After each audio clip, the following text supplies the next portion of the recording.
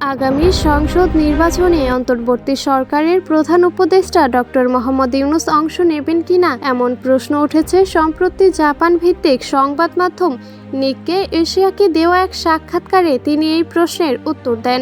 তিনি বলেছেন, আমি রাজনীতিবিদ নই, আমি সবসময় রাজনীতি থেকে দূরে থেকেছি। রাষ্ট্রের যে সকল ব্যক্তিরা নীতিকে সমুন্নত রাখেন, নিয়ম কানুন অনুসরণ করেন এবং নিজেকে দুর্নীতিমুক্ত রাখেন, তাদের নির্বাচনে দাঁড়ানো উচিত। তিনি বলেন, বিগত 15 বছরে হাসিনা সরকারের আমলে রাষ্ট্র পরিচালনার সব নিয়মনীতি ধ্বংস হয়ে গেছে।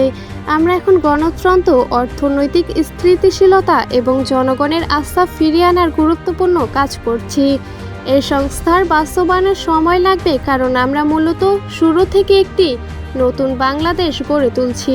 নির্বাচন কবে হবে তা জানাতে অস্বীকৃতি জানিয়ে প্রধান উপদেষ্টা বলেন, সংস্কার প্রক্রিয়া ও এর ফলাফলের উপর নির্ভর করবে নির্বাচনের সময়।